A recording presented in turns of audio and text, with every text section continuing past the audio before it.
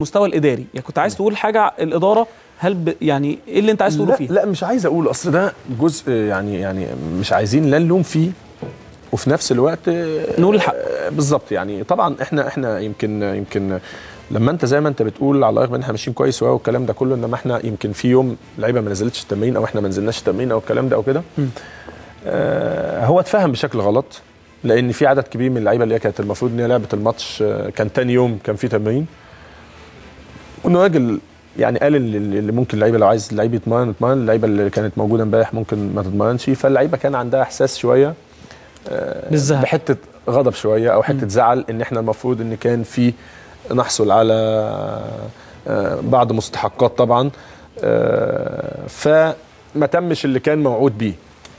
هنا في جزئين طبعا. الجزء الاولاني ان احنا كلاعيبه بنقدر الظروف اللي بتمر بيها مصر كلها، مش نادي الزمالك بس. تمام. يعني كل الانديه في مصر، ومش كل الانديه، كل المؤسسات اللي موجوده في مصر. ويمكن قعدنا حوالي سنه كامله ما كانش عندنا اي مشكله، لان حاسين طب الناس هتجيب منين؟ يعني ما هو مش طبيعي. انما لما بدات الدنيا تمشي وبدات ان يبقى في وعود ان الفتره الجايه هيكون في بعض تسديد الالتزامات اللي على النادي والكلام ده وكده، فاللعيبه كانت عندها الامل ده بالظبط.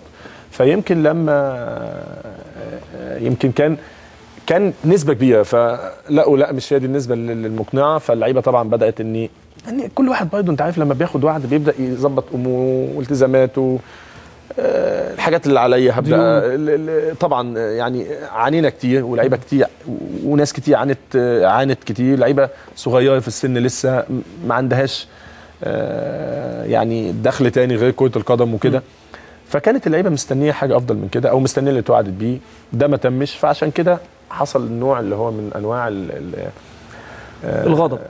مش عايزين نقول غضب، عايزين نقول اعتراض، بس ايه بشكل مقبول، يعني مش بشكل اللي هو لا يعني خلاص احنا النهارده مش متواجدين، بس كده احنا متواجدين وهنلعب. وبعد كده عايز اقول لك حاجه، احنا لعبنا الماتش اللي بعديه على طول كسبنا 7، بس يقال ان تاني يوم من اعتراضكم دوت حصل تسديد للمستحقات. لا هو حصل تسديد للمستحقات في نفس اليوم، بس مش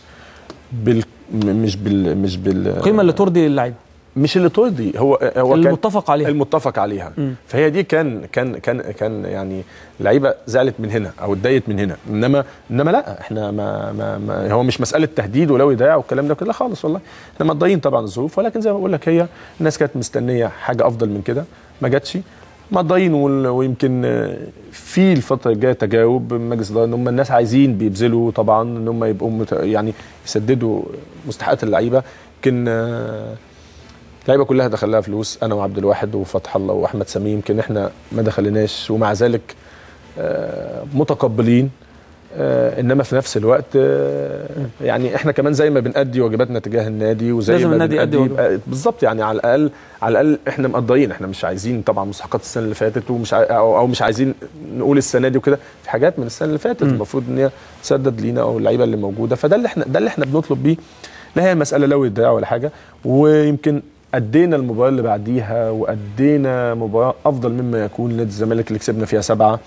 ده كان على فكرة قبل لما حصلت المشكلة دي. يعني أقصد إني ما أثرتش عليكم فنيا، مش قصدي، يعني أقصد إن اللعيبة فصلت تماما بين إن إحنا لينا مستحقات وبين إن إحنا أول ما نزلنا الملعب انتهى الموضوع بالنسبة لنا، لأن إحنا عندنا تركيز أو عندنا مسؤولية تجاه جماهير كبيرة نادي الزمالك. والمباراة اللي بعديها الحمد لله، يمكن المباراة الأخيرة مباراة بتروجيت أدينا برضه بشكل كويس الحمد لله، وكسبنا 3-0. يعني اقصد اني قادرين ان احنا نفصل. تمام. طيب فييرا